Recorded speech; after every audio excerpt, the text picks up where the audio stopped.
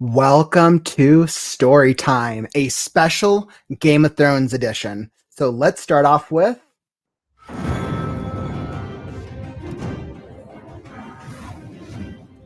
into this week. So you know what? We'll throw on some Game of Thrones opening music to get into it. Welcome to the stream. Today, we're going to dig into the first prologue and maybe a couple chapters and really understand, are the opening chapters of Game of Thrones good or are they bad? Or are they overhyped? And we're going to find out soon. So stick around. This is Storytime is one of my weekly segments where I read through best-selling novels and we really understand why certain novels work and what led them to becoming a bestseller status. But as we all know with our own storytelling, what is so important is the hook. The first thing that we pull people into in the very opening segment. So stick around and we'll be digging right into it. I'm Kauffman, and this is your daily writing live stream to help give you motivation, inspiration, and maybe we'll beat procrastination. All right. And I was like, what better way to start than getting the Game of Thrones vibe? I was like, all right, especially with season 2 of House of Dragon coming out this week. I was like, let's go back into the Game of Thrones universe. We will not speak of some of these final seasons, but we will start off at the very beginning. So perfect. I was like, what a great way to start. All right, and I'm going to pull up the first chapter. So let me pull up. Awesome. Here we go. So we'll drop this. We'll come back to Game of Thrones. And I have the first chapter set up for Game of Thrones, A Tale, a Song of Fire and Ice. I was like, I always do a tale. Okay.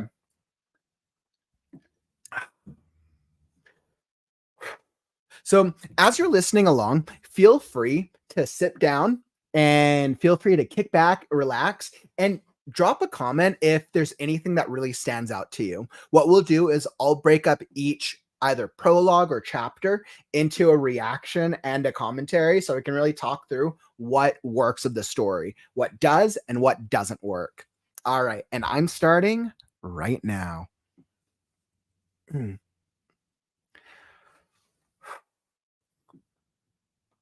Prologue. Chapter 1.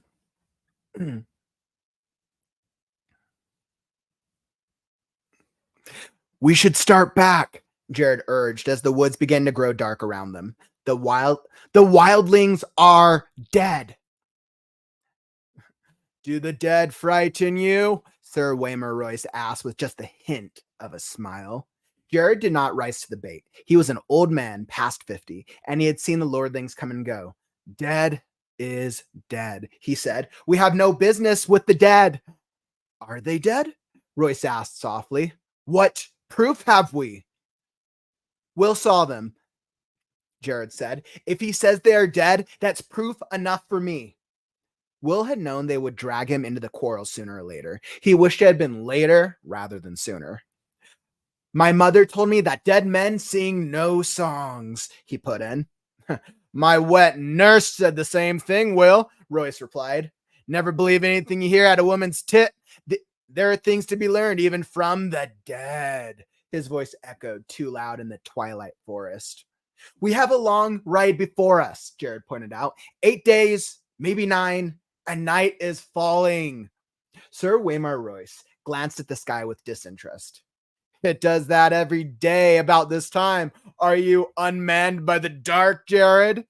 Will could see the tightness around Jared's mouth, the barely suppressed anger in his eyes under the thick black hood of his cloak. Jared had spent 40 years in the Night's Watch, man and boy, and he was not accustomed to being made light of. Yet, it was more than that. Under the wounded pride, Will could sense something else in the older man.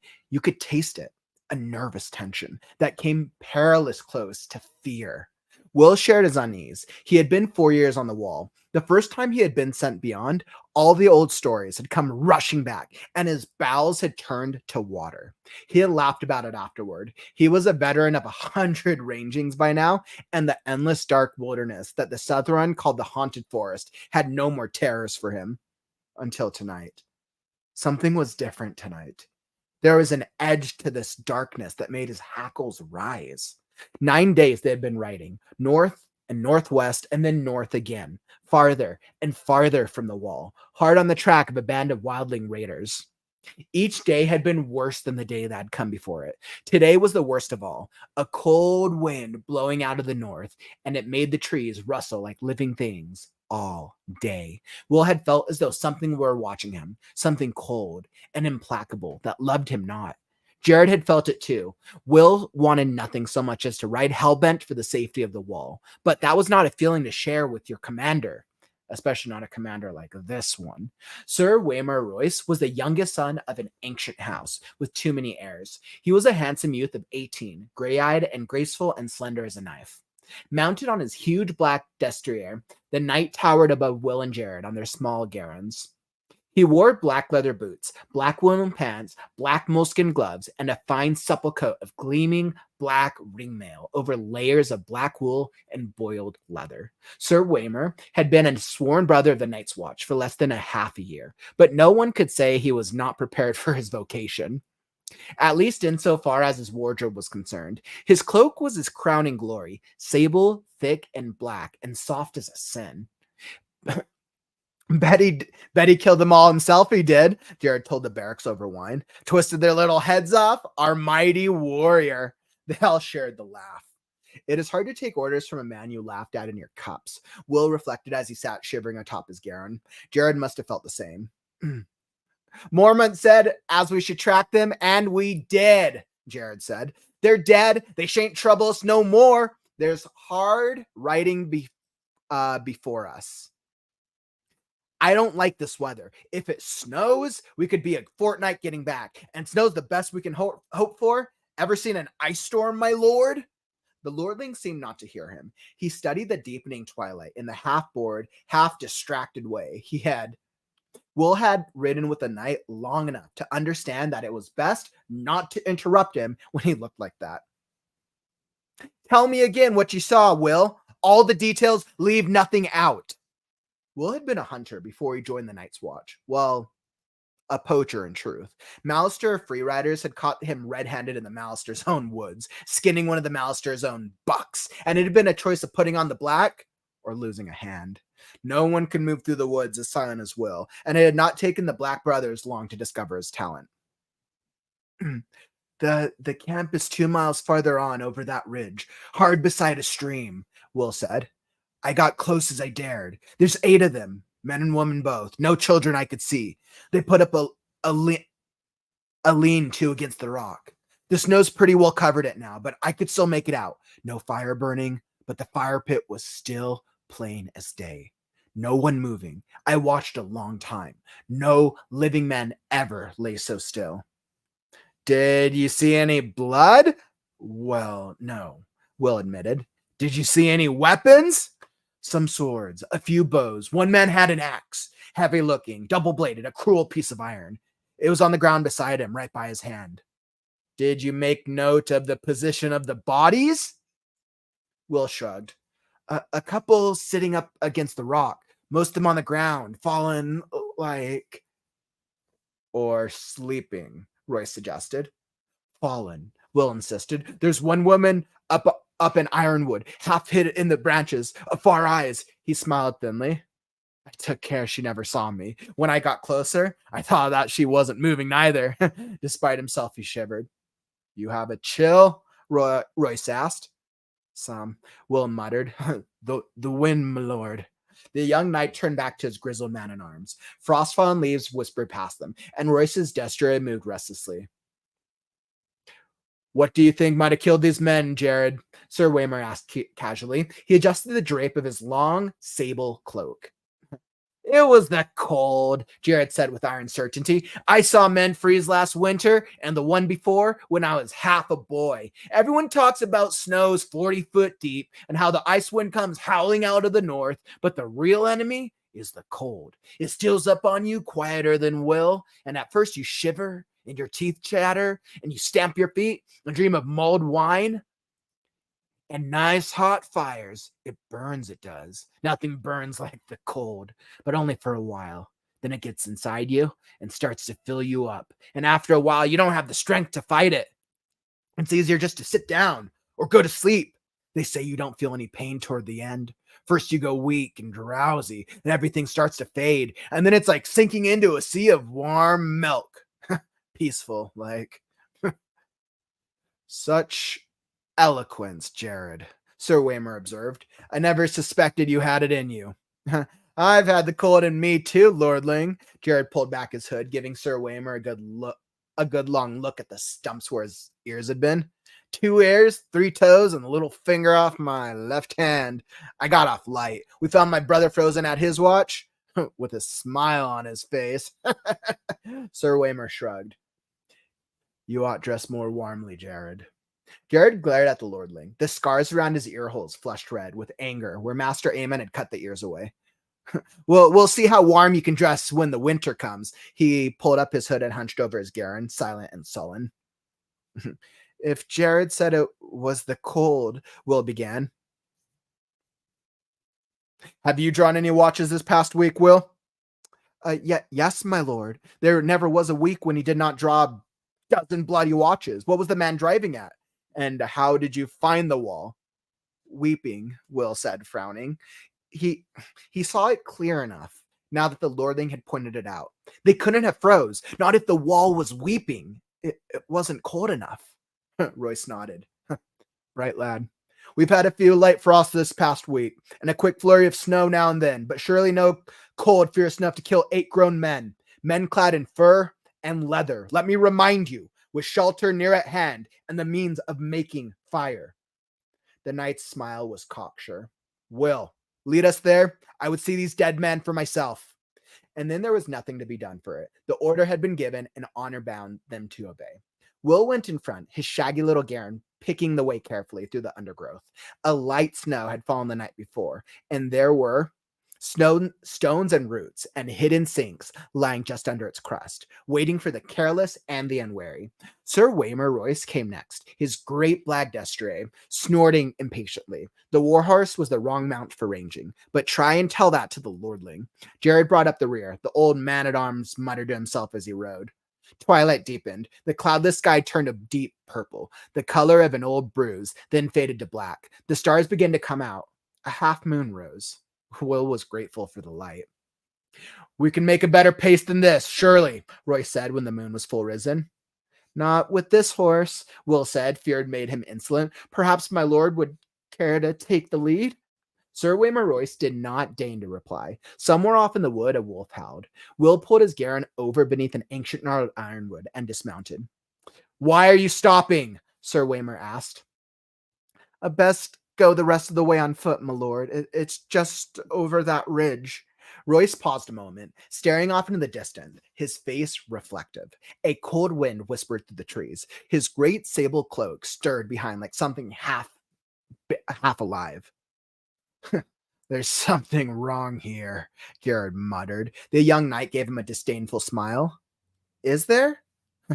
Can't you feel it? Jared asked. Listen to the darkness. Will could feel it. For years in the Night's Watch, and it had been so afraid. What was it? Wind. Trees rustling. A wolf. Which sound is it that unmans you so, Jared? When Jared did not answer, Roy slid gracefully from his saddle. He tied the destrier securely to a low-hanging limb, well away from the other horses, and drew his longsword from its sheath. Jewels glittered in its hilt, and the moonlight ran down the shining steel. It was a splendid weapon, castle-forged and new-made from the look of it. Will doubted it had ever been swung in anger. The trees press close here, Will warned. That sword will tingle you up, my lord, but better a knife. If I need instruction, I will ask for it, the young lord said. Jared, stay here. Guard the horses. Jared dismounted. We need a fire. I'll see to it. How big a fool are you, old man? If there are enemies in this wood, a fire is the last thing we want. There's some enemies a fire will keep away, Jared said.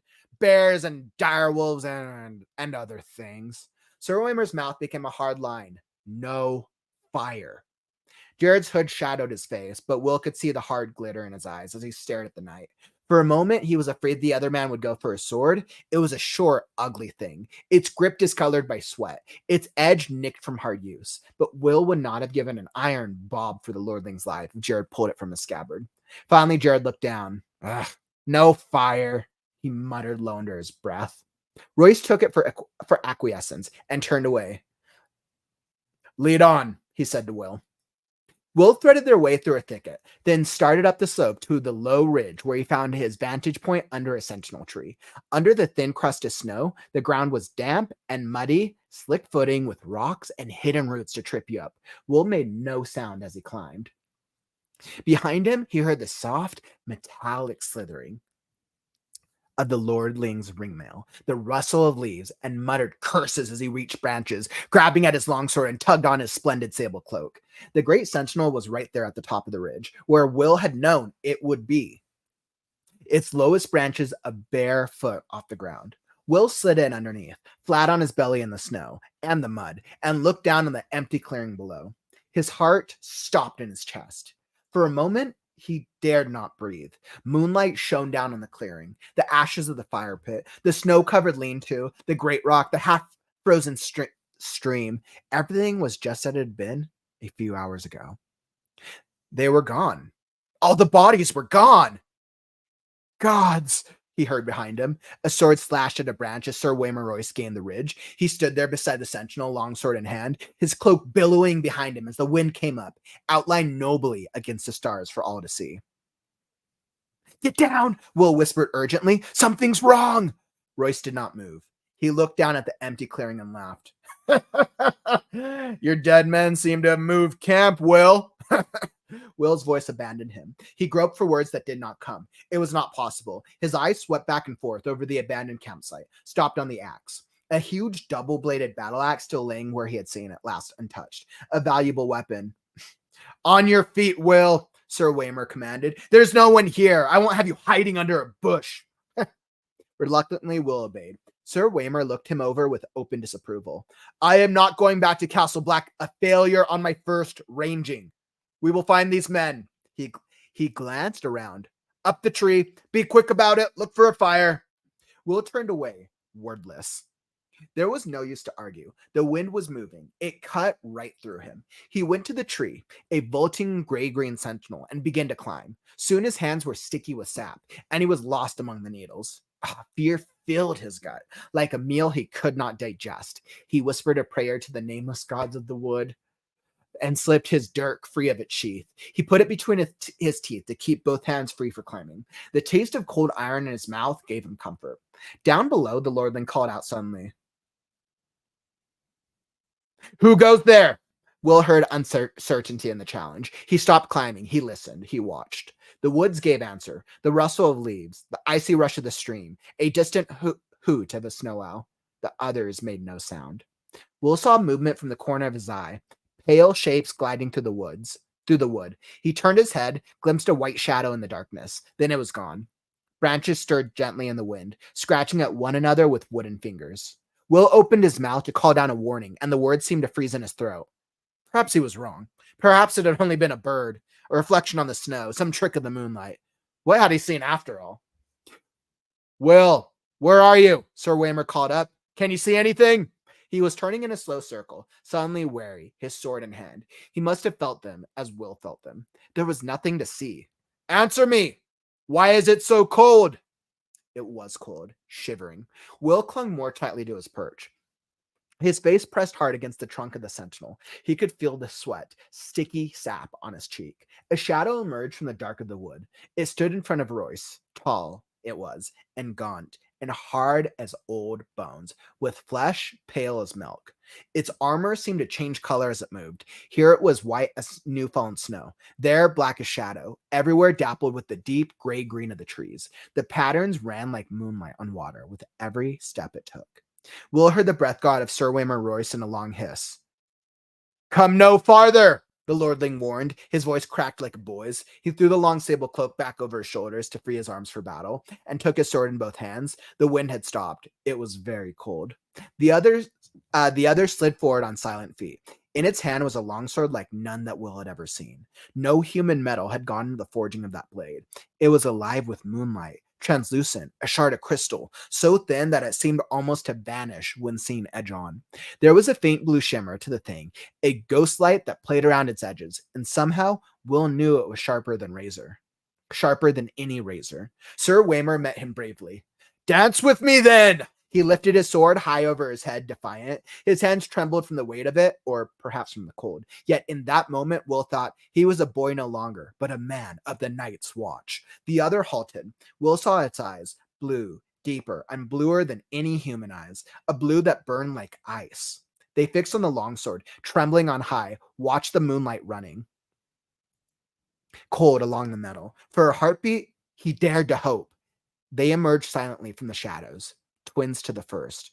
3 of them, 4, 5. Sir Waymar may have felt the cold that came with them, but he never saw them, never heard them. Will had to call out. It was his duty, and his death if he did. He shivered and hugged the tree and kept the silence. The pale sword came shivering through the air. Sir Waymar met it with steel. When the blades met, there was no ring of metal on metal, only a high, thin sound at the edge of hearing, like an animal screaming in pain. Royce checked a second blow, and a third, then fell back a step. Another flurry of blows, and he fell back again. Behind him, to right, to left, all around him, the watchers stood, patient, faceless, silent, the shifting patterns of their delicate armor making them all but invisible in the wood. Yet they made no move to interfere. Again and again, the swords met, until Will wanted to cover his ears against the strange, anguished keening of their clash. Sir Waymar was panting from the effort now, his breath steaming in the moonlight. His blade was white with frost. The others danced with pale blue light. Then Royce's parry came a beat too late. The pale sword bit through the ring mail beneath his arm. The young lord cried out in pain. Blood welled between the rings. It steamed in the cold, and the droplets seemed red as fire where they touched the snow. Sir Waymar's fingers brushed his side. His moleskin glove came away soaked with red. The other said something in a language that Will did not know. His voice was like the cracking of ice on a winter lake, and the words were mocking. Sir Waymar Royce found his fury. "For Robert!" he shouted, and he came up snarling, lifting the frost-covered longsword with both hands and swinging it around in a flat sidearm slash with all his weight behind it. The other's parry was almost lazy. When the blades touched, the steel shattered. A scream echoed through the forest night, and the longsword shivered into 100 brittle pieces. The shards scattered like a rain of needles. Royce went to his knees, shrieking, and covered his eyes. Blood welled between his fingers. The watchers moved forward together as if some signal had been given. Swords rose and fell, all in a deathly silence. It was cold butchery. The pale blade sliced through ringmail as if it were silk. Will closed his eyes. Far beneath him, he heard their voices and laughter, sharp as icicles. When he found the courage to look again, a long time had passed, and the ridge below was empty. He stayed in the tree, scarce daring to breathe, while the moon crept slowly across the black sky. Finally, his muscles cramping and his fingers numb with cold, he climbed down. Royce's body lay face down in the snow, one arm outflung. The thick sable cloak had been slashed in a dozen pieces. Lying dead like that, you saw how young he was. A boy. He found what was left of the sword a few feet away. The end splintered and twisted like a tree struck by lightning. Will knelt, looking around warily, and snatched it up. The broken sword would be his proof. Jared would know what to make of it. And if not him, then surely that old bear Mormon or Master Aemon. Would Jared still be waiting with the horses? He had to hurry. Will rose. Sir Waymar Royce stood over him. His fine clothes were a tatter, his face a ruin. A shard from his sword transfixed the blind white pupil of his left eye. The right eye was open. The pupil burned blue. It saw. The broken sword fell from nerveless fingers. Will closed his eyes to pray. Long, elegant hands brushed his cheek, then tightened around his throat. They were gloved in the finest moleskin and sticky with blood. yet the touch was icy cold. And prologue. All right. Wow. So, what an interesting chapter, right? So, as we think about the prologue to that, and like knowing everything that I know about the story and listening to that as an opening chapter or as an opening hook to the book, what worked really, really well was George R. R. Martin. We'll just go with Martin basically set up three characters, right? Three characters that he does a little character building in each, right? He gives enough details for each of these three. So where it might be invested in one of them, and each of them are very distinct, right? So we have the asshole who's the older guy, Jared. And then we have the younger, new, fresh guy who's Will, who this is from his perspective. And then we have the character who comes across as a lord, the leader of the pack. So we have a leader, a newbie, and then basically an old fart, an asshole. So between the three, we have three distinct personalities. Now, enough character building is done so that we're like, okay, so clearly they don't get along, but they're in some sort of winter wonderland called the North, and they're scouting, and the new guy, he's probably just afraid. So there's enough foreshadowing and there's enough hints to suggest that the new guy is probably just afraid. He's just new, right? He could just be afraid of anything. Or maybe there really was something, but the way it's set up is it's done where the question that the reader wants to know is in the first half, the first 5 pages, it's like, okay, maybe these people died, or maybe they came back to life, or maybe we're about to ready for a fight. And then when he gets there and they're not there, you now have the questions of like, okay, are these was this the new guy Will, is he just an idiot or is there something more sinister? Now, because of that, there's the balance between the two, but there's not enough proof for either one because Will is shown to be a new character, but we know nothing about the world.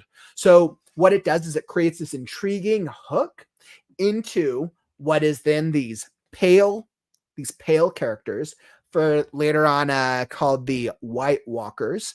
And these pale undead creatures right now they're literally just listed as pale beings with these crystal blue swords that are basically like untouched, and there's kind of this unnaturalish feeling to them, and it's done in a way by the time those characters show up we have Will basically seeing the sword fight, and then the unnerving part of it is that even though they move on, he's then faced with his commander, Waymar Royce, who has become a White Walker. And then that's the hook of the ending. So it's really interesting. I think what the world does is it does enough, it creates enough intrigue of we have social politics between the three. So we have some social politics. We have some type of winter world where there's some types of like barbarians that they're hunting for. And then we have undead creatures, right? So we have three characters, and that's used as enough of a hook to pull the reader in. Now, even though for those of you who are familiar with Game of Thrones, the overall story doesn't really touch on the White Walkers that much until we get farther into the book series. But overall, it's enough of a hook to pull somebody in.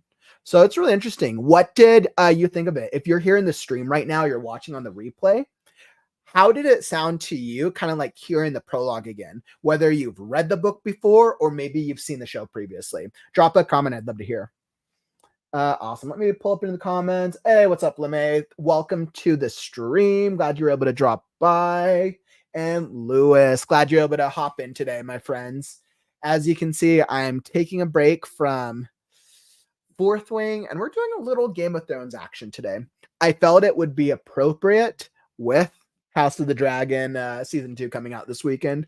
I'm like, okay, I think a learning lesson, and as we do deep dives on best-selling novels, I think this Game of Thrones, I think this hook does a very good job of setting up a slight foreshadow to a potentially magical world. And I think that's what it did very well.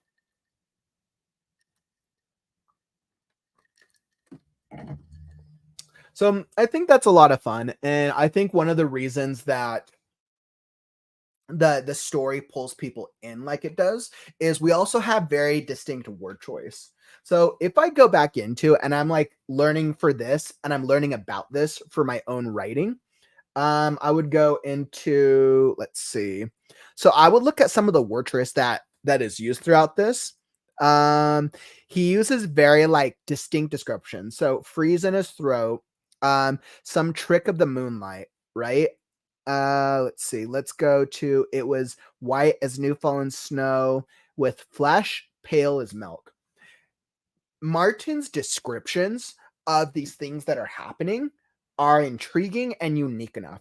Some of them are things that we've heard before, but it's the specific word choice in the way that it's done. He tends to go more short descriptions, but uses it in run on or in longer sentences. And let's even go to the undead character, the other, which is called the other. His voice cracked up. He threw the long sable cloak over his shoulder. So even as we look at this paragraph, right? So the other slid forward on silent feet. In its hand was a long sword like none that Will had ever seen. No human metal had gone into forging of that blade. Now think about that description, right? What he's not starting off by telling me what the blade looks like. He's telling me what the blade doesn't look like, right? Through Will's point of view. It was alive with moonlight, translucent, a shard of crystal so thin that it seemed almost to vanish when seen on edge. Right? So we think about that description of this sword. There was a faint blue shimmer to the thing, a ghost light that played around its edges, and somehow Will knew it was sharper than any razor. So what we have is we have a description for a blade, for what the blade isn't, and then we have a use of different terms that paints that uses imagery to give us the idea of what the sword could be like. Right. So it's like the sword is essentially this long glowing crystal that has this like it's like shimmering blue. It has this vanishing thing going on. And then we also get Will's perspective as well. Right. So we get three things. We get the story that we get the narrator's perspective, which is no human blade had gone into the forging of that blade. No human metal had gone into the forging of that blade. Then we get the physical description of it, but the physical description is done in a way Martin could have easily said the sword was made of crystal and it looked like this shape and this size. But the way he used the word choice paints a very metaphorical image of it. And then we get to finish up with the character's point of view because that's where we're at, right? Even though he's watching the thing, it's clear about at the end we're still in his point of view just from a paragraph structure. So it's really interesting. I think this is another reason why Martin's stories gained the predominance and the best-selling status that the Game of Thrones series did when they were originally published. So you can just tell from his use of word choice, description, the pacing, and all the things in it. Now, during the rough draft, do you think that's how it sounded? Probably not. I'm sure during the rough draft, the sword was probably described as a crystal. I'm sure we got maybe some of the characters' point of view, and we got a couple things, but that type of description is what happens as a matter of reworking it in later drafts and then having an editor rework it and being like and giving certain word choices and things that can make it sound better. I guarantee you that's most likely an indication of what happened in that type of process. Lewis, let's see. I've never read the book before. This was interesting. Yeah, so especially if you've never read, I'm curious, Lewis, have you seen the show before? I know a lot of people who ended up watching the show were never ended up getting the chance to read the book, but the book's actually a pretty good series. I'm like, yeah, so the book's actually pretty good. As you can see, like I was like very pleasantly surprised when I read that hook, and I'm like, well, I'm pulled into it immediately. And and even if like let's say I'm not a fantasy reader, there's enough imagery description that could pull in non-fantasy readers. And I think this is a great learning lesson in how do I paint a description? How do I paint a scene that can pull my reader in? How many times does George use the word said in his prologue? That's actually really interesting. So let's go to some of those quotes that, and you see what's interesting is I didn't even, whether or not he said he used the word said a bunch, or maybe he didn't, I didn't even notice because the description is so intriguing that it, at least to me, it didn't even register. And let's see, like um, Martin likes to use speech tags. Will, where are you? Sir Waymer called up. Um, he uses it as part of his narrative. I'm seeing if there's any uses of said as I'm just kind of scanning through some of the dialogue. Get down, Will whispered urgently. On your feet, Will, Sir Waymer commanded. Um, Gods, he heard behind him. Right. So he uses speech tags and descriptions. Oh, we have, if I need instruction, I will ask for it, the young lord said. Will warned. I mean, I think even when Jared said is here. So I feel like I'm seeing a couple instances of said used a little more predominantly in the beginning. Sir Waymer asked. Yeah. So I think we're seeing a few instances of said, but nothing crazy. But absolutely great call out. Absolutely great call out, Lewis. All right, perfect. Now, as we get through that, by the way, if you're enjoying the stream at all, follow and subscribe. Tap that follow button, tap that subscribe button. I go live every single day. I'm a crazy streamer. Monday through Thursday is our casual writing group. Friday, we do our story time. Saturday is our story and critique show where you can have your story read by myself and you'll get free feedback from myself and the community.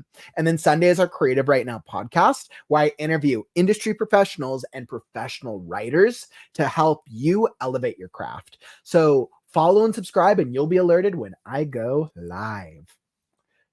All right, beautiful. And what we're going to do is we're going to hop into chapter 2. All right. And let me change Game of Thrones chapter, not chapter 2, chapter 1 with Bran. Beautiful. So we got that there.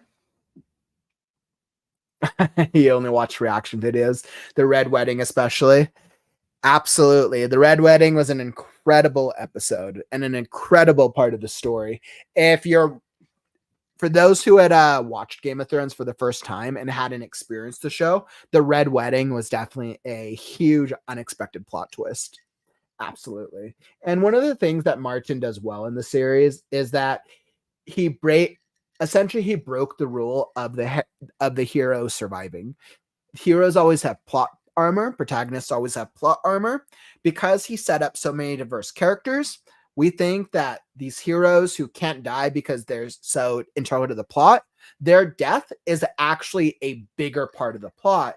And there's so many families and so many dynamics that it's unexpected for the reader, but it works. He subverts expectations by using character deaths to drive the narrative. And that's why the thing like the Red Wedding was so well done because it was unexpected and done very, very well, both in the book and then the way they did it portrayed in the show was done very well too. It was very, very accurate for the most part. But yes, the Red Wedding, definitely an incredible scene. Absolutely an incredible scene. All right, so let's get into chapter 1. So let's hear and let's dive into how does Martin set up the hero? How does the Martin set up our protagonist? Now, Game of Thrones is known for having a lot of characters, but let's remember that whoever we're starting with, this is going to be the opening scene. This is our protagonist of the story. Now, there could be a trillion characters, but this is the story. This is whose story we're technically following throughout the overall series. And the story starts with Bran, which is interesting. And we're going to touch into how Bran was brought to life in Game of Thrones as well and why he did and or didn't work. All right, so let's get into it. I got Bran chapter 1.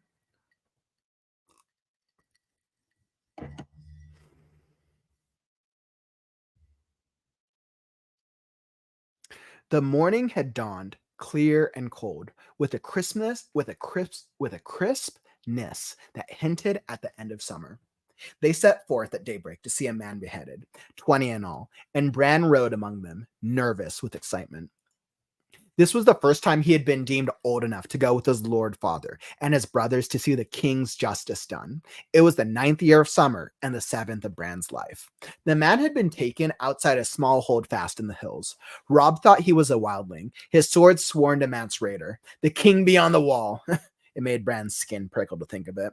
He remembered the hearth tales old Nan told them. The wildlings were cruel men, she said, slaves and slayers and thieves. They consorted with giants and ghouls, stole girl children in the dead of night, and drank blood from polished horns, and their women lay with the others in the long night to sire terrible half-human children. But the man they found, bound hand and foot to the holdfast while awaiting the king's justice, was old and scrawny, not much taller than Robb. He had lost both ears and a finger to frostbite, and dressed all in black, the same as a brother of the Night's Watch, except that his furs were ragged and greasy. The breath of man and horse mingled, steaming in the cold morning air, as his lord father had the man cut down from the wall and dragged before them.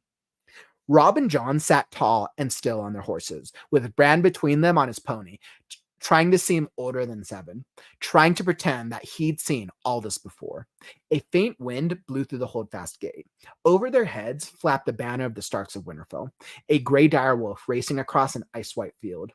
Bran's father sat solemnly on his horse, long brown hair stirring in the wind. His closely trimmed beard was shot with white, making him look older than his 35 years. He had a grim cast to his gray eyes this day, and he seemed not at all the man who would sit before the fire in the evening and talk softly of the age of heroes and the children of the forest. He had taken off father's face, Bran thought, and donned the face of Lord Stark of Winterfell. There were questions asked and answers given there in the chill of morning, but afterward Bran could not recall much of what had been said. Finally, his lord father gave him a command, and 2 of his guardsmen dragged the ragged men to the ironwood stump in the center of the square. They forced his head down onto the hard black wood. Lord Eddard Stark dismounted, and his ward Theon Greyjoy brought forth the sword, Ice, that sword was called. It was as wide across as a man's hand, and taller even than Robb. The blade was Valyrian steel, spell-forged and dark as smoke. Nothing held an edge like Valyrian steel. His father peeled off his gloves and handed them to Jory Castle, the captain of his household guard. He took hold of Ice with both hands and said, In the name of Robert of the House Baratheon, the first of his name, King of the Andals and the Royner and the First Men, Lord of the 7 Kingdoms and Protector of the Realm, by the word of Eddard of the House Stark, Lord of Winterfell and Warden of the North, I do sentence you to die. He lifted the great sword high above his head. Bran's bastard brother, Jon Snow, moved closer. Keep the pony well in hand, he whispered, and don't look away. Father will know if you do. Bran kept his pony well in hand and did not look away. His father took off the man's head with a single sure stroke. Blood sprayed out across the snow, as red as summer wine. One of the horses reared and had to be restrained to keep from bolting. Bran could not take his eyes off the blood. The snows around the stump drank it eagerly, reddening as he watched. The head bounced off a thick root and rolled. It came up near Greyjoy's feet. Theon was a lean, dark youth of 19 who found everything amusing. He laughed, put his boot on the head, and kicked it away. Ass, Jon muttered, low enough so Greyjoy did not hear. He put a hand on Bran's shoulder, and Bran looked over at his bastard brother. You did well, Jon told him solemnly. Jon was 14, an old hand at justice. It seemed colder on the long ride back to Winterfell, though the wind had died by then, and the sun was higher in the sky. Bran rode with his brothers, well ahead of the main party, his pony struggling hard to keep up with their horses. The deserter died bravely, Robb said. He was big and broad and growing every day, with his mother's coloring, the fair skin, red-brown hair, and blue eyes the Tullys of Riverrun. He had courage, at least. No, Jon Snow said quietly. It was not courage. This one was dead of fear. You could see it in his eyes, Stark. Jon's eyes were gray, so dark they seemed almost black, but there was little they did not see. He was of an age with Robb, but they did not look alike. Jon was slender, where Robb was muscular. Dark, where Robb was fair. Graceful and quick, where his half-brother was strong and fast. Robb was not impressed. The others take his eyes, he swore. He died well. Race you to the bridge? Done, Jon said, kicking his horse forward. Robb cursed and followed, and they galloped off down the trail. Robb laughing and hooting. Jon silent and intent. The hooves of their horses kicked up showers of snow as they went. Bran did not try to follow. His pony could not keep up. He had seen the ragged man's eyes, and he was thinking of them now. After a while, the sound of Robb's laughter receded, and the woods grew silent again. So deep in thought was he that he never heard the rest of the party until his father moved up to ride beside him. "Are you well, Bran?" he asked, not unkindly. Yes, father," Bran told him. He looked up, wrapped in his furs and leathers, mounted on his great war horse. His lord father loomed over him like a giant. "Robb says the men died bravely, but Jon says he was afraid." What do you think?" his father asked. Bran thought about it. "Can a man still be brave if he's afraid?" "That is the only time a man can be brave," his father told him. "Do you understand why I did it?" "He was a wildling," Bran said. "They carry off women and sell them to the others." His lord father smiled. "Old Nan has been telling you stories again. In truth, the man was an oathbreaker, a deserter from the Night's Watch. No man is more dangerous. The deserter knows his life is forfeit if he is taken, so he will not flinch from any crime, no matter how vile. But you mistake me. The question was not why the man had to die, but why I must do it." Bran had no answer for that. "King Robert has a headsman," he said uncertainly. "He does," his father admitted, "as did the Targaryen kings before him. Yet our way is the older way. The blood of the first men still flows in the veins of the Starks, and we hold to the belief that the men who possess the sentence should swing the sword. If you would take a man's life, you owe it to him to look in his eyes and hear his final words. And if you cannot bear to do that, then perhaps the man does not deserve to die." "One day, Bran, you will be Robb's bannerman, holding a keep of your own for your brother and your king, and justice will fall to you. When that day comes, you must take no pleasure in the task, but neither must you look away. A ruler who hides behind paid executioners soon forgets what death is." That was when Jon reappeared on the crest of the hill before them. He waved and shouted down at them, "Father, Bran, come quickly. See what Robb has found." Then he was gone again. Jory rode up beside them. "Trouble, my lord?" "Beyond a doubt," his lord father said. "Come, let us see what mischief my sons have rooted out now." He sent his horse into a trot. Jory and Bran and the rest came after. They found Robb on the riverbank, north of the bridge, with Jon still mounted beside him. The late summer snows had been heavy this moon turn. Robb stood knee-deep in white, his hood pulled back so the sun shone in his hair. He was cradling something in his arm, while the boys talked in hushed, excited voices. The riders picked their way carefully through the drifts, groping for solid footing on the hidden, uneven ground. Jory Castle and Theon Greyjoy were the first to reach the boys. Greyjoy was laughing and joking as he rode. Bran heard the breath go out of him. "Gods," he exclaimed, struggling to keep control of his horse as he reached for his sword. Jory's sword was already out. "Robb, get away from it," he called as his horse reared under him. Robb grinned and looked up from the bundles in his arms. "She can't hurt you," he said. "She's dead, Jory." Bran was afire with curiosity by then.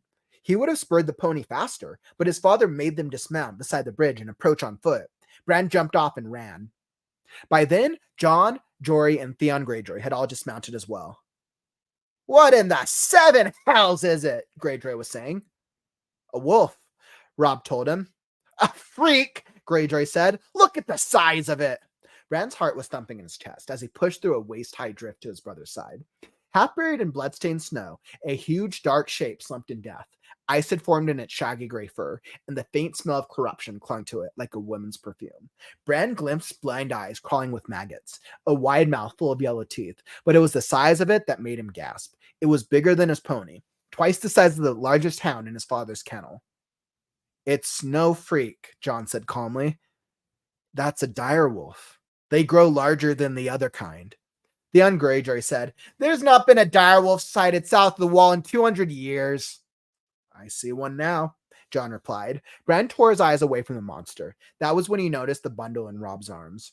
He gave a cry of delight and moved closer. The pup was a tiny ball of gray-black fur. It was still closed, its eyes still closed. It nuzzled blandly against Rob's chest as he cradled it, searching for milk among his leathers, making a sad little whimpery sound. Bran reached out hesitantly. Go on, Rob told him. You can touch him. Bran gave the pup a quick, nervous stroke, then turned as John said, Here you go. His half-brother put a second pup into his arms. There are 5 of them. Bran sat down in the snow and hugged the wolf pup to his face. Its fur was soft and warm against his cheek. Direwolves loose in the realm after so many years, muttered Hullen, the master of horse. I like it not. It is a sign, Jory said. Father frowned. This is only a dead animal, Jory, he said, yet he seemed troubled. Snow crunched under his boots as he moved around the body. Do we know what killed her? There's something in the throat, Rob told him, proud to have found the answer before his father even asked. There, just under the jaw. His father knelt and groped under the beast's head with his hand. He gave a yank and held it up for all to see. A foot of shattered antler, tine snapped off, all wet with blood. A sudden silence descended over the party. The men looked at the antler uneasily, and no one dared to speak. Even Bran could sense their fear, though he did not understand. His father tossed the antler to the side and cleansed his hands in the snow. I'm surprised she lived long enough to whelp, he said. His voice broke the spell. Maybe she didn't, Jory said. I've heard tales. Maybe the bitch was already dead when the pups came. Born with the dead, another man put in. Worse luck. No matter, said Holland. They'd be dead soon enough, too. Bran gave a wordless cry of dismay. The sooner the better, the young Greyjoy agreed. He drew his sword. Give the beast here, Bran. The little thing squirmed against him, as if it heard and understood. No! Bran cried out fiercely. It's mine! Put away your sword, Greyjoy, Robb said. For a moment, he sounded as commanding as their father, like the lord he would someday be. We will keep these pups. You cannot do that, boy, said Harwin, who was Hullen's son. It'll be a mercy to kill them, Hullen said. Bran looked to his father for a rescue, but only got a frown, a furrowed brow. Hullen speaks truly, son. Better a swift death than a hard one from cold and starvation. No! He could feel tears welling in his eyes, and he looked away. He did not want to cry in front of his father. Robb resisted stubbornly. Sir Roderick's red bitch whelped again last week, he said. It was only a small litter, only 2 live pups. She'll have milk enough. She'll rip them apart when they try to nurse. Lord Stark, Jon said. It was strange to hear him call father that. So formal. Bran looked at him with a desperate hope. There are 5 pups, he told father. 3 male, 2 female. What of it, Jon? You have 5 true-born children, Jon said. 3 sons, 2 daughters. The direwolf is the sigil of your house. Your children were meant to have these pups, my lord. Bran saw his father's face change, saw the other men exchange glances. He loved Jon with all his heart at that moment. Even at 7, Bran understood what his brother had done. The count had come right only because Jon had admitted himself. He'd included the girls, included even Rickon, the baby, but not the bastard who bore the surname. Snow, the name that custom decreed be given to all those in the north, unlucky enough to be born with no name of their own. Their father understood as well. You want no pup for yourself, Jon? He asked softly. The direwolf graces the banners of House Stark, Jon pointed out. I am no Stark, father. Their lord father regarded Jon thoughtfully. Robb rushed into the silence he left. I will nurse him myself, father, he promised. I will soak a towel with warm milk and give him suck from that. Me too, Bran echoed. The lord weighed his sons long and carefully with his eyes. Easy to say and harder to do. I will not have you wasting the servants' times with this. If you want these pups, you will feed them yourselves. Is that understood? Bran nodded eagerly. The pup squirmed in his grasp, licked at his face with a warm tongue. You must train them as well, their father said. You must train them. The kennel master will have nothing to do with these monsters. I promise you that. And the gods help you if you neglect them or brutalize them or train them badly. These are not dogs to beg for treats and slink off at a kick. A direwolf will rip a man's arm off his shoulder as easily as a dog will kill a rat. Are you sure you want this? Yes, father, Bran said. Yes, Robb agreed. The pups may die anyway, despite all you do. They won't die, Robb said. We won't let them die. Keep them then. Jory, Desmond, gather up the other pups. It's time we were back to Winterfell. It was not until they were mounted and on their way that Bran allowed himself to taste the sweet air of victory. By then, his pup was snuggled inside his leathers, warm against him, safe for the long ride home. Bran was wondering what to name him. Halfway across the bridge, Jon pulled up suddenly.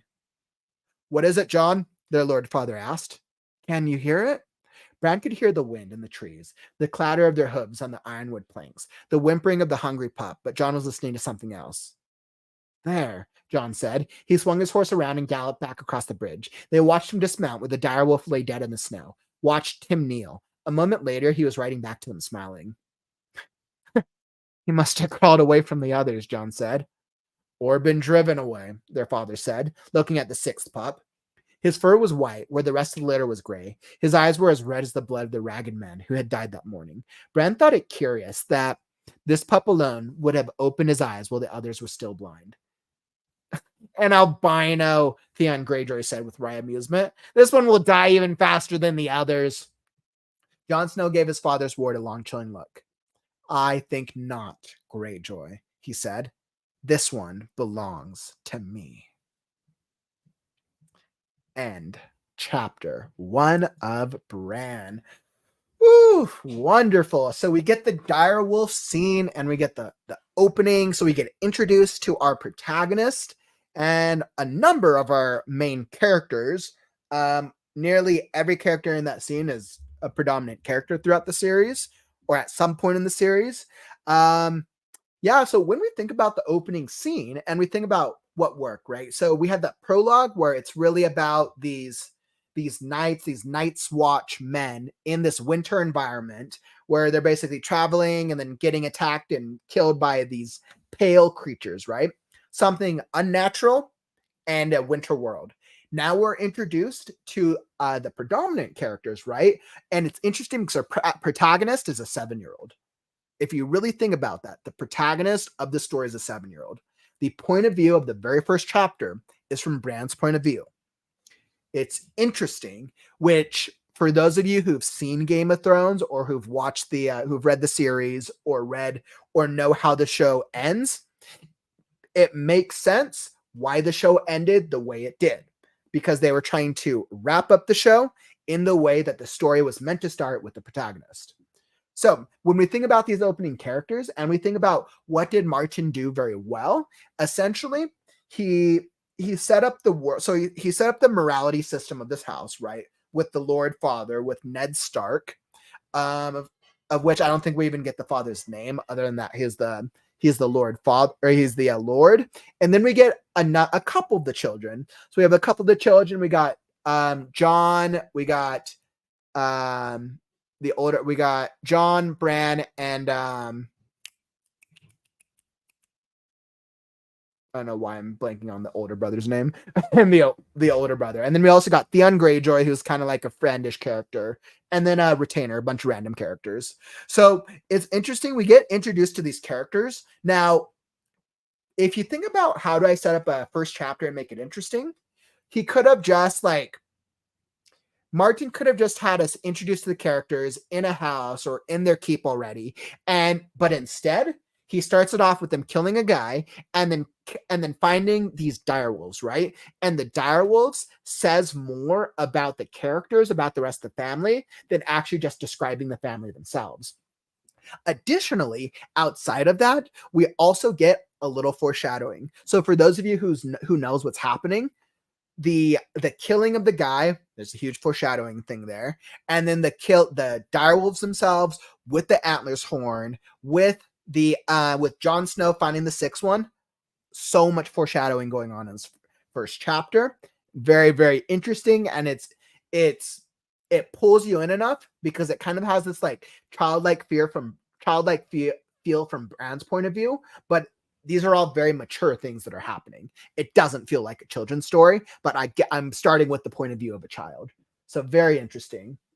Awesome. Let me hop over into that chat. Hey, what's up, John? Thanks for hopping over here and during the stream. Did you DNF Fourth Wing? I don't know what DNF stands for, but essentially what we're doing is I took a break from Fourth Wing this week because the launch season 2 of House of the Dragons is coming out. So I thought, like, why not? Let's do a quick let's hop into the beginning of Game of Thrones and really understand Game of Thrones, which became the social phenomenon that it did 5 years ago. It started with the book, right? Why did the book become a bestseller? And I think as we're digging into the opening chapters, it's really interesting to see how the prologue really focuses on the world and the chapter, how it sets up the characters. And the protagonist is Bran. I always forget that Bran's the protagonist, but it's interesting. Very, very interesting. I'm curious, John, if you've read through Game of Thrones before, if you're familiar with the story. So I feel like we got some really interesting world building, some interesting character development. Nothing that's too crazy, right? And we've really just gotten a sneak peek of a bunch of characters. Awesome. Thanks for that, Mary. Did not finish. I'm like, okay. I was like, did you? Yeah, no, I do plan on going back to Fourth Wing. I'm still playing around with the story time segment on whether or not I want to go through an entire book and do like book by book, or hop around to different books and focus more on like different like book excerpts that really work. I'm still playing around with the format. So, but I did want to hop into Game of Thrones for this week. I'll probably return back to Fourth Wing next week since we've gotten a couple of chapters into it. And I myself am engaged enough, but it's just different storytelling. What I'll probably do is, because like Game of Thrones is a very predominant, very best-selling book, I think what I like to do is I like to stick with best-selling stuff, or like stuff that's a little newer, not because it's necessarily better, but because more people and more readers and writers are more likely to engage because it's a newer thing. So I think the best thing to do is I'll probably hop between like different types of writing in either a bestseller or notable book status. Awesome. So I feel like that was pretty good. And as we can see with the next section, we're getting the introduction of Catelyn, I want to say it's Catelyn Stark, who's the mother character. And now we're getting basically all the female characters in the family. Awesome. So I feel pretty good about that. As I thought about the reactions, I'm already engaged, and I would reread Game of Thrones because it's just well written, right? And the use of word choice and the use of description is so well done. But what's interesting, for those of you who are here and you listen to the prologue, the word choice and descriptions in the prologue are far different than the word choice and descriptions in chapter 1. There could be two reasons for that. One reason, the prologue was probably worked and reworked a couple hundred times until it was just right, because that's what has to pull people in. Option 2, it could have been that it was used distinctly for that type of world, because the world of the Starks, of this family, Martin wants you to have a feel, and that feel is used through both the word choice and the language. But yeah, the overall word choice felt different in chapter 1 to the prologue. Absolutely. I thought that was actually something really interesting that stood out for me. Awesome. So with that, what I'm going to do is, I felt pretty good about that because I've been traveling and my voice is a little toast today. So I'm probably going to hop into a writing sprint next because I'm at a really great part with Last Scarecrow. Now, let's see. Yeah, and I think that's really interesting. I think that's actually really, really, really interesting. Awesome. So I'm gonna hop into a writing sprint right now because I really want to work on Last Scarecrow. But before we get there, I want to throw up a quick shout out for the Art of Writing newsletter. So for those of you who don't know, let's see, I'm going to throw this up. Yeah, so for those of you who haven't subscribed to the Art of Writing newsletter yet, or who are unfamiliar with it, this is my newsletter for writers. If you want like writing entertainment, or you want like tips and strategies to help you be a better writer, this is the newsletter for you. I already launched the first edition, and just by subscribing, you'll get access to the Easy Edit tool, which is a free PDF document that you can use to make the editing process easier whenever you're working on early drafts of your story. So you'll get that for free just by signing up. Now, as you can see, this first edition, I've included, there's an article about writing, it's just like a thing about writing style. I've included a writing exercise, which is actually super helpful. We have a short story, and then I did a couple ads. I'm going to continue to elaborate on it so that way I can build out and add more, just more information to give you as much value. I go back and forth on, do I want to do longer newsletters, but do them less frequently, or do shorter newsletters with more frequency? I'm still figuring that out. But yes, so definitely if you haven't subscribed to the Art of Writing newsletter, definitely let me pull up the link. Like that will probably be helpful, actually.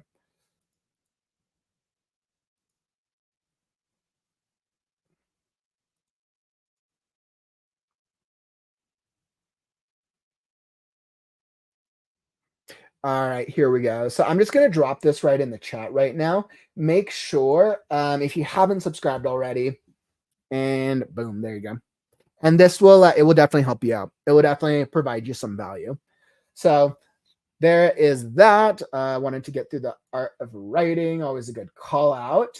Now, with that being said, it's time for our daily writing sprint.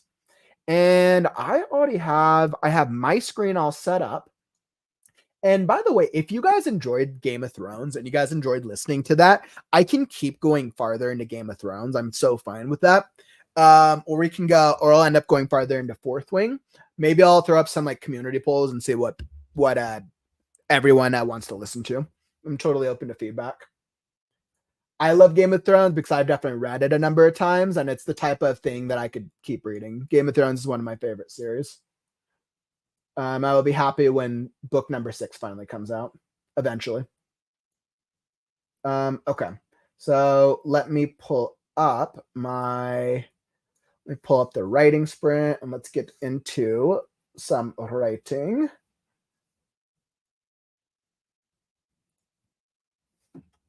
All right, and if you're just hopping into the stream right now, or you're watching this on the replay, we just went through the prologue and the first chapter of Game of Thrones. Make sure that if you missed out to check out from the beginning. We did the reading of both with some commentary and reactions. And I absolutely love the prologue. I absolutely love the prologue. It's amazing. So definitely make sure to check that out if you missed it. We're going to do a writing sprint right now. So if you're feeling super creative, feel free to join along. I'm going to throw on some music and we'll do a 20-minute writing sprint.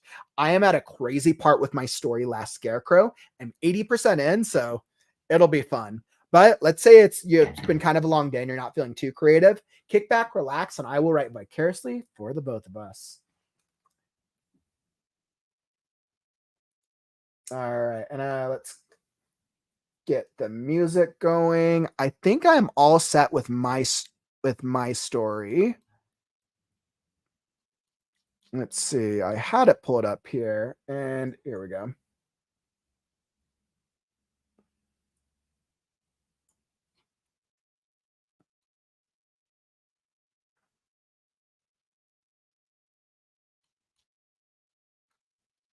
Okay, perfect. So essentially what I was doing is right now I'm rewriting.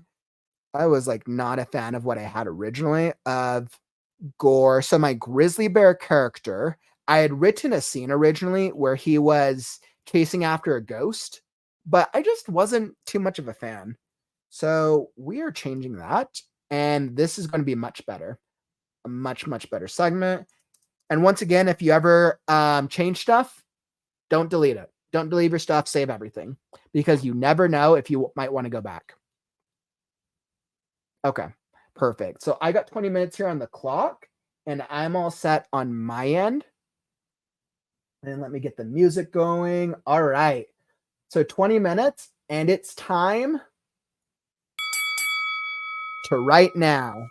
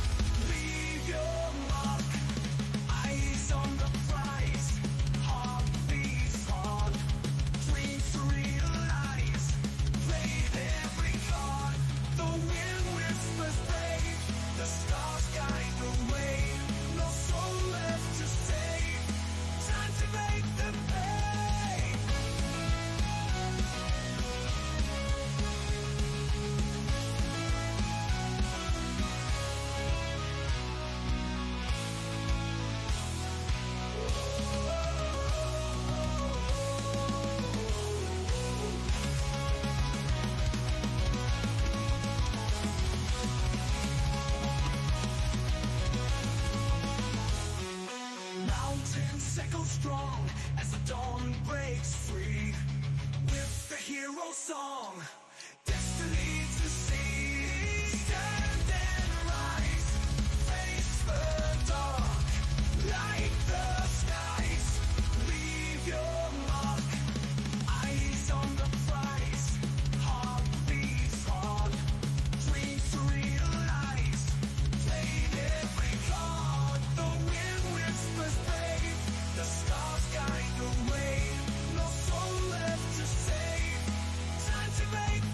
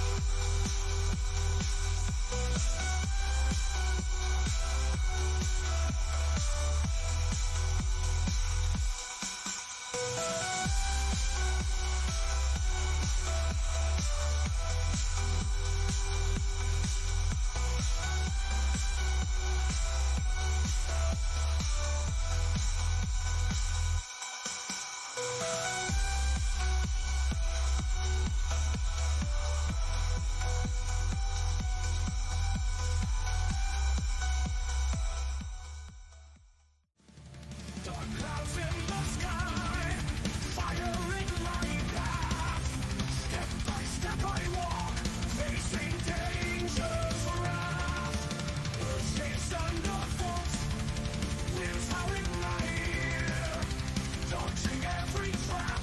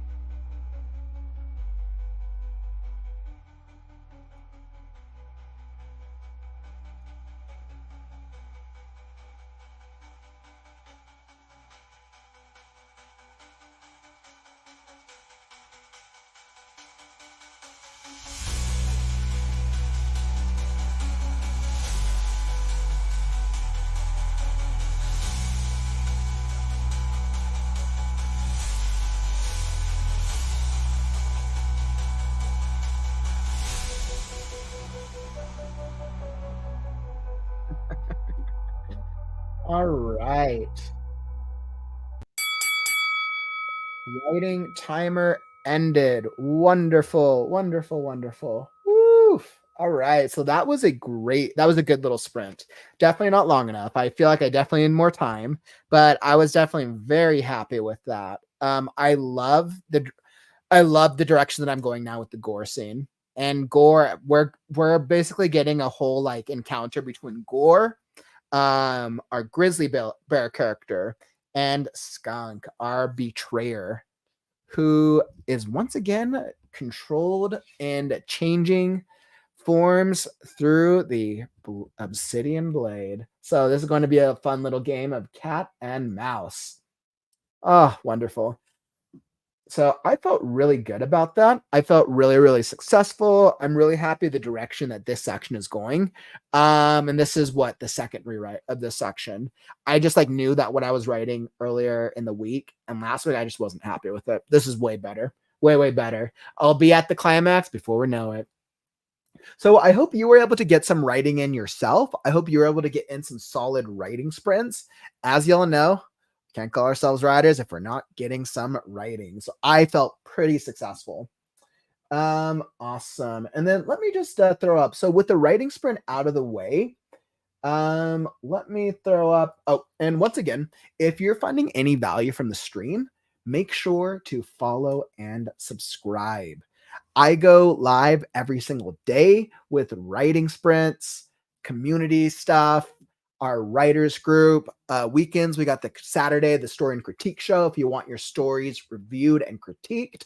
And then Sunday, we got the Creative Right Now podcast. This Sunday, we'll be digging into how do you develop a character that has a disability or is an LGBT themed character. And I'll be sitting down with Holly Davis, and it's going to be a absolutely great interview. So make sure you're subscribed and you'll be alerted when I go live. All right, wonderful. And let me just hop back into the comments. Let's see, Excalibur. Don't rush the writing process. Let it come naturally. Let it come to you naturally. Don't overthink, and make sure you collaborate with other writers. Yeah, that's a really great recommendation. Absolutely. I think a lot of writers want to get their book finished. And so sometimes they'll rush through either the end of the writing process or they'll rush through the editing because they're ready to get their book out there. I think that's a really great strategy. I hope your book continues to sell a lot of copies and find a lot of success. I'm sure you're probably hard at work on your second book or another book in the series. So that's really awesome. I really like trying to create this like collaborative writing experience Excalibur. So I really try to create an experience where we have writers of different outlooks come here and we can like work on different stories. We actually just created a community story last week about a cat lost in purgatory. So we definitely have some fun stuff going on here. Let's see, Lewis. I was just rocking to the music more than writing, right? I'm glad that you enjoyed the music. Sometimes when I think about the writing process, I like to all clump it in to whether we're doing the brainstorming, the writing, or the editing. I'm glad you enjoyed my new fantasy playlist. I knew after the last 2 months of the same playlist, I knew it was time for a refresh. So I'm going to keep updating the music over time. My goal is to get a different playlist every day and to get different playlists for different sprints as we're feeling it. So that's the goal. I'll get there eventually. So glad that you enjoyed that.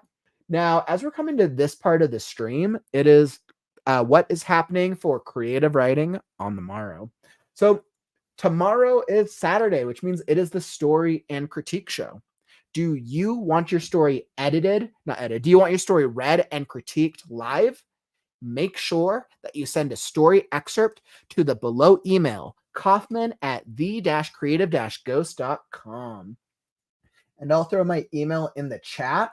So make sure to email me if you want your story critiqued. I think right now for tomorrow's show, I have about 6 to 7 submissions. So make sure you submit and I'll try to see if I can get it for tomorrow. It's a really popular show, really fun. I will also be bringing back the quote of the day game. That was a lot of fun from last weekend. Lewis, you'll You'll have to see if you can one up yourself. So we'll have a lot of fun. It will be a great experience tomorrow, Mountain Time at 2 p.m. So stay tuned. And if you're following and subscribing, you'll be alerted when we go live tomorrow. All right. And if you're looking for something to read next, I linked the playlist for our Fourth Wing reading series down in the YouTube description below. So if you're like, I want some more reading to kick back and relax, I've gone through the first, I think 6 to 8 chapters now of Fourth Wing in a couple of different live streams. So you can go follow that link below if you want to sit back and listen to some more reading if you missed out on any of the previous storytime sprints. So that was a lot of fun. And that is all that I got for you today, my friends. Don't forget to follow and subscribe. Oh no, not that. Like the video on your way out. Like clearly Kauffman needs some sleep after traveling. So like the video. Let me know that you got a value out of it, and I appreciate you. This was a nice, easy little story time session today, and I'll see y'all tomorrow.